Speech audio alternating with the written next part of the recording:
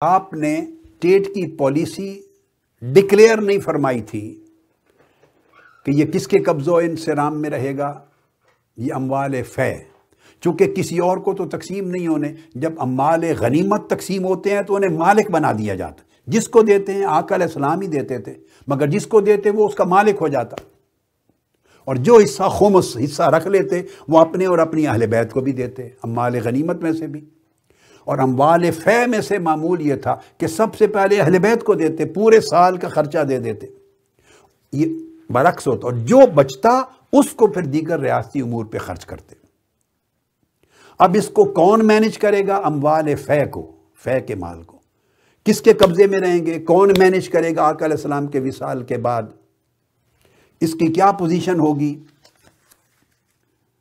اور یہ جو آقا علیہ السلام تصرف فرماتے تھے، اس تصرف کی نوعیت کیا تھی؟ اس پر کیٹیگوریکلی آقا علیہ السلام نے پالیسی جاری نہیں فرمائی تھی، ڈکلیئر نہیں فرمائی تھی۔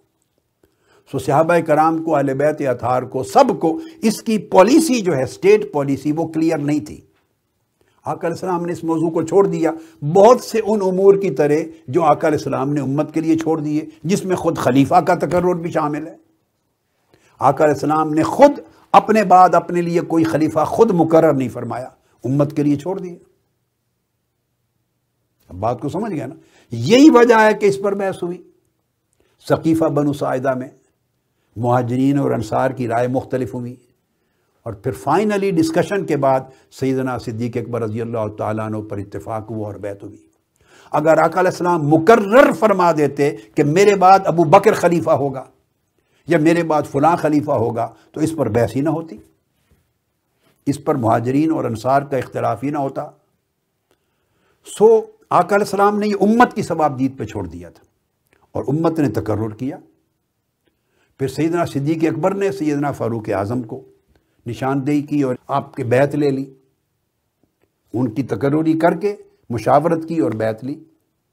سیدنا فاروق اعظم کا زمانہ آیا تو ڈیفرنٹ طریقہ اپنایا، انہوں نے 6 رکنی کونسل بنائی اور کونسل کے سپرد کر دیا کہ وہ کسی ایک کو منتخب کرے اپنے اندر میں سے۔ دیکھو ہر ایک کا طریقہ مختلف رہا، مگر کسی کے طریقے میں خطا نہیں تھی۔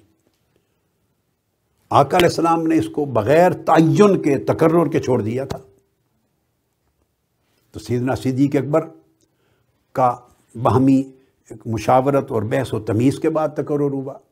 سیدنا فاروق اعظم کا تقرر، سیدنا صدیق اکبر کی نومینیشن آپ نے نومینیٹ کر دیا، تب تقرر ہو گیا۔ جو سیدنا عثمان غنی کا ہوا ہے وہ سیدنا فاروق اعظم نے ایک کونسل بنا دی، ان کو کہا کہ آپ بحث کر کے کثرت رائے سے خود فیصلہ کر لو، اور ان کا فیصلہ نہ ہوا، ووٹ برابر ہو گئے۔ پھر حضرت عبد الرحمن بن عوف کو مقرر کیا گیا جیسے چیف الیکشن کمشنر ہوتا ہے، انہوں نے پورے اہل مدینہ کے لوگوں سے رائے لی اور کثرت رائے سے رپورٹ دی، اور سیدنا عثمان غنی مقرر ہوئے۔ جب سیدنا عثمان غنی کی شہادت ہوئی تو سیدنا علی کا وقت آیا، وہ اس طریقے پر بھی نہیں ہوئے، وہ مجلس شورا بن چکی تھی، فرمایا شورا جس کا فیصلہ کرے گی وہ خلیفہ ہوگا۔ آپ نے دیکھا خلفاء راشدین میں سے چاروں خلفاء کا طریقہ تقرر مختلف ہے، مگر کسی ایک طریقے میں خطا نہیں، سارے طریقے مختلف ضرور ہیں مگر سارے حق پر ہیں۔ آقا علیہ السلام کا منشا یہ تھا، امت کو دے دیا تاکہ وہ ڈیولپ کریں، اسٹیٹ پالیسی کو ڈیولپ کریں اور پولیٹیکل سسٹم کو ڈیولپ کریں، مختلف آپشنز دیکھیں تاکہ آنے والے زمانوں میں امت کے لیے راستے کھلیں۔ جس میں آقا علیہ السلام راستہ کھولنا چاہتے تھے منتقل کر دیتے، کبھی آنے والے خلفاء اور ولی الامر کے سپرد کر دیتے کہ جیسے حالات ہوں گے آپ اسٹیٹ پالیسی بنا لیں، مگر آقا علیہ السلام ان کو اختیار دیتے کہ جو وہ فیصلہ کریں گے وہ میری سنت کا تسلسل ہے۔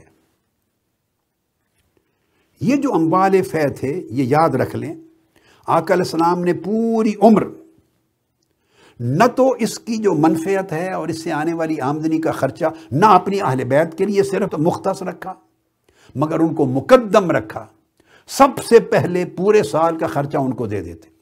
اب یہ ایک سوال تھا کہ جب مال فے آتا تو اس کی آمدنی میں سے سب سے پہلے سال بھر کا خرچہ اہل بیت کو جاتا تھا، کسی اور کو نہیں ملتا تھا۔ جیسے مال غنیمت کے حصے مقرر تھے، مال فے کے نہیں تھے، فدق مال فے میں سے تھا، میں نے بتایا۔ اس طرح کچھ خیبر میں سے بھی تھا، کچھ مدینہ کے اموال میں سے، بنو نذیر میں سے بھی تھے، جس کا سوال ہوا۔ اس کو آقا علیہ السلام نے اسی طرح کلیئر نہیں فرمایا جس طرح اپنے بعد خلیفے کے تقرر کو امت کے لیے چھوڑ دیا۔ چونکہ امت کے لیے چھوڑ دیا سو سوال ہوئے۔ انصار نے پہلے کہا ہمارا حق ہے، مہاجرین نے اپنے دلائل دیے، تو الٹیمیٹلی اس طریقے سے ڈیسائیڈ ہوا، اور پھر ہر خلیفہ راشد نے اپنے بعد کے خلیفے کے تقرر کے لیے جدا پالیسی اختیار کی۔ تیسرے نے الگ کی، چوتھے کی الگ ہوئی، مگر چاروں پالیسیز مختلف تھیں مگر سب حق پر تھی۔ یہ توسع ہوتا ہے۔ یہ جو مال فے تھا، اموال فے جس میں فدق آئی، یہ میں نے عرض کر دیا کہ اس کا عمر بھر آقا علیہ السلام اس کو تقسیم فرماتے تھے، اس کی ارننگز کو، مگر اس کے لیے اناؤنسمنٹ نہیں کی تھی کہ اس کو کون کنٹرول کرے گا۔ اب تم آقا علیہ السلام نبی بھی خود ہیں، اہل بیت بھی خود ہیں، میرے آقا علیہ السلام حاکم بھی خود ہیں، اب تو تمام اتھارٹیز یکجا ہیں نا۔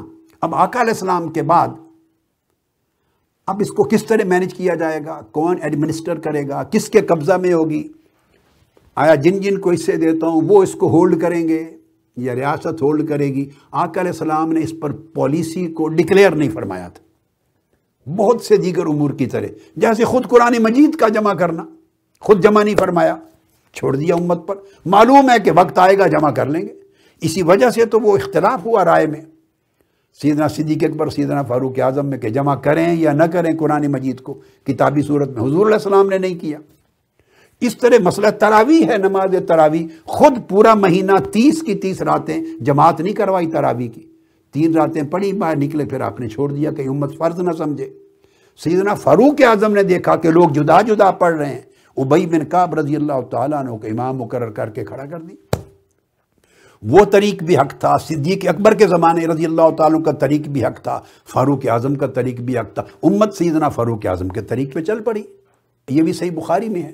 بہت سے ایسے احکام تھے جو حکمتوں کی وجہ سے آقا علیہ السلام نے بعد میں خلفاء خلافت کے سپرد کر دیے اسٹیٹ کے، تاکہ اس طرح کانسٹیٹیوشن ڈیولپ ہوں، سوچنے کے طریقے ڈیولپ ہوں، قانون سازی بنے، اس طرح لیجسلیشن کے طریقے ڈیولپ ہوں، اور اس طرح پالیسیز بنے۔ ان میں سے یہ مسئلہ فدق اور اموال فے کس کے قبضے میں ہو، کنٹرول میں ہو، پوزیشن میں ہو، کیا پالیسی ہو، یہ بھی اسی طرح تھا۔